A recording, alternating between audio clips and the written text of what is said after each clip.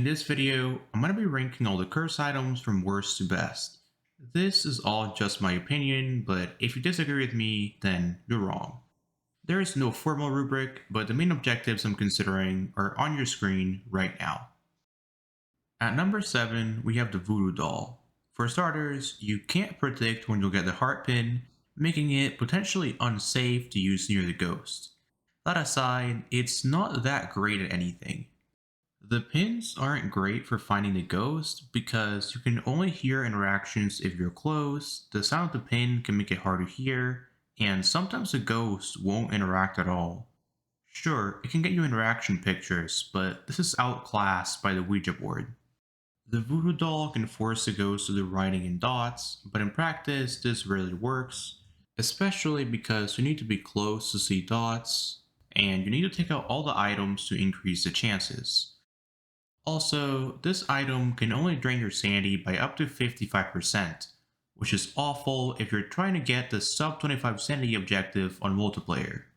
Overall, it feels like even with good RNG, the Voodoo doll doesn't provide a whole lot.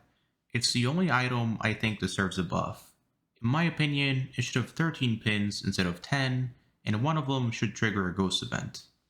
At number 6, we have the infamous tarot cards. The Hangman card will literally just kill you, but it's not the main reason this is so low, as let's be real, if you're a beginner, you're more likely to get yourself killed with another curse item than you are to get the Hangman. My main issue is that a lot of the cards just don't do anything for you. The Hermit basically does nothing, the Fool literally does nothing, and the Tower is useless most of the time. Then there's the sanity cards, which sometimes go your way, but sometimes do the exact opposite of what you want. The Devil card can get you a ghost picture, but most of the time it's either an airball or an event that ends instantly. Nevertheless, this is a very fun item and can actually be really helpful sometimes. Plus, there's the High Priestess, which is super OP. Coming in at number 5 is the Summoning Circle. This item was nerfed pretty hard. You can't light candles without sanity, and the ghost won't get trapped if you run out of sanity on the last one. It used to be that you could light the circle at low sanity and then take pills, but now you're stuck having to lose 80% sanity, which is brutal. It's still a very solid way to get a ghost picture and potentially a bunch of secondary objectives as well, but it doesn't help you find the ghost, and it's only ever useful toward the end of the game. Overall, it's solid, but its usage is limited. At number 4 is the Ouija board. This item outclasses the Voodoo doll in that it gives you unlimited guaranteed pictures from which you can get EMF 5. You can also drain your sanity as much as you want, and even get an idea of your sanity in Nightmare. You can ask for the ghost's current room or the bone location, though they both cost 50% sanity, so it's usually only worth asking in big maps. I understand putting this behind the summoning circle if you exclusively play small maps, but this item is just very strong in big maps, especially if you're going for a perfect investigation. Asking hide and seek or asking a question without sanity will break the board, but you should be able to get everything you want out of it before letting it break. At number 3, we have the music box. This item is sort of a jack of all trades. It's not the best at anything, but it can be used for a lot of different things. It's not the best for finding a ghost, especially on big maps, but it doesn't cost you any sanity, which cannot be said for the mirror and Ouija board. It can act as a summoning circle, but with less sanity drained, getting you a free ghost picture. It can also lower your sanity or start a hunt instantly, though it only has one use, which is the main downside.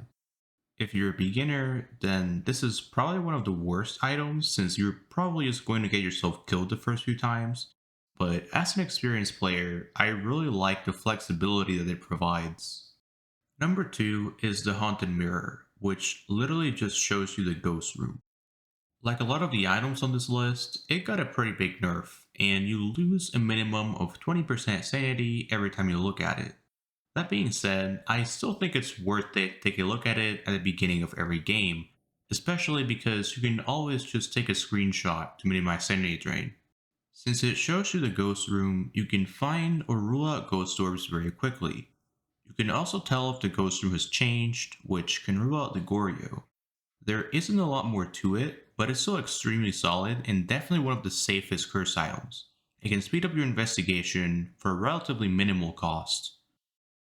Finally, number 1 is the Monkey Paw. This item is just super good. It provides between 3 and 5 wishes depending on difficulty, but even if it only had one, it would still be fairly decent. The I wish to see the ghost wish is basically the music box ability, but better. Yeah, the blindness is annoying, but it's not that bad. Most of the wishes do have brutal consequences, but it may very well be worth it depending on the context.